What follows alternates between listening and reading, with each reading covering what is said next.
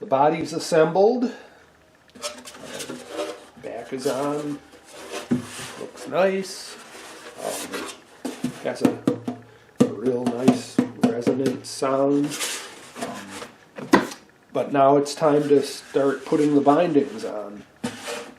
The first thing I'm going to do, I've shaped this piece of ebony, and that is going to go at the center seam of the back, just as sort of a contrast. The bindings themselves will be maple, but I thought this black wedge would look nice, and it kind of complements the black fretboard. So that's going to be the first thing I put on before I actually start the binding around the edges of the body. I've got the body clamped to the bench. Just a series of clamps holds it very securely. And I've marked where this wedge is going to sit. I have little pencil marks. So now I can start carving away the side material. The easiest method I've found for doing this is just with a simple knife and a straight edge to score the lines, and then I chisel away the wood that needs to be removed between the score lines.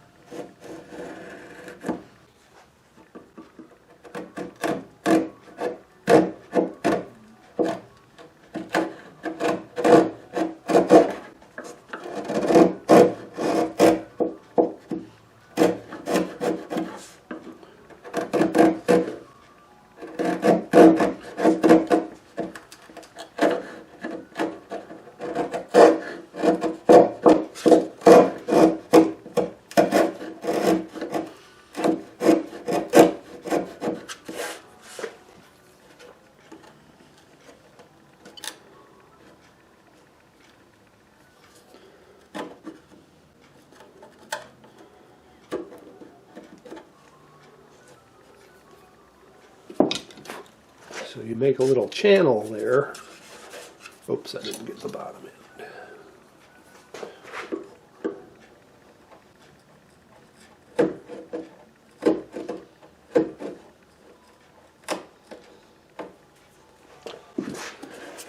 So I made this little channel on the one side, and then I can put the wedge right in there and get a very accurate location for my scribe line on the other end of the wedge, the other side of the wedge.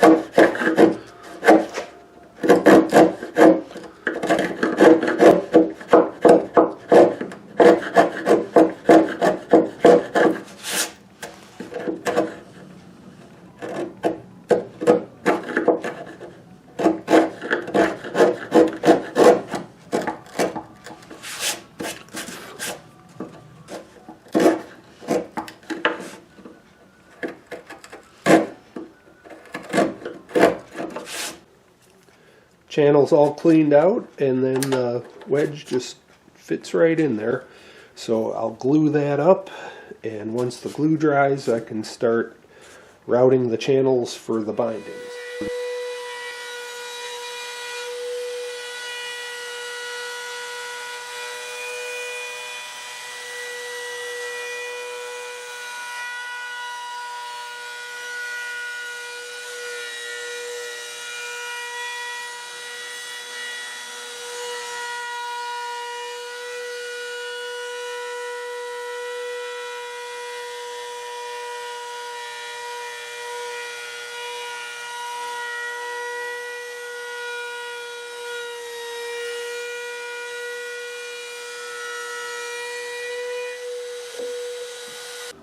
I've got the binding channels routed, so there's an inner shallow channel for the purfling lines, which are here, black, white, and red.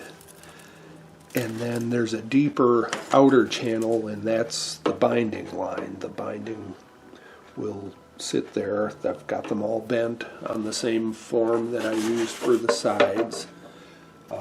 So now it's time to start the messy process of gluing them all onto the body. Okay, I've got half of the top bound and one half of the back bound.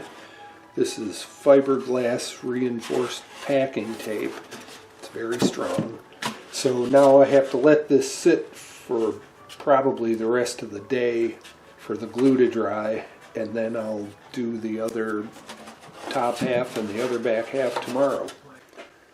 The bindings look pretty good all the way around. I always check for gaps after I peel the tape off, especially in the waist area. Sometimes they don't go in quite as tightly as they should, but this looks just fine.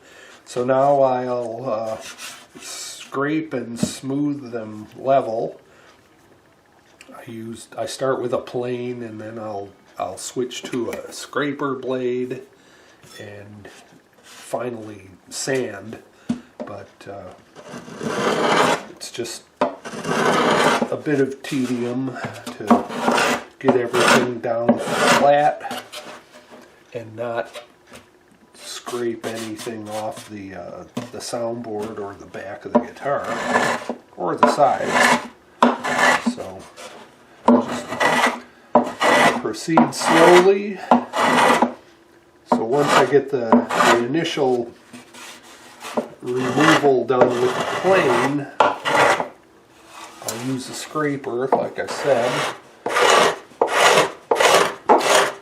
With this bird's eye maple, I can't do as much scraping as I might with a less figured wood, because it tends to tear where the little bird's eyes are. So I'll wind up doing more sanding on this one than I do with a lot of bindings.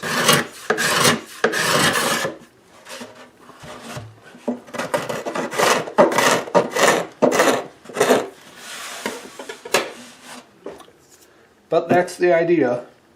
Once I get this all scraped down, it'll be time to start working on the neck.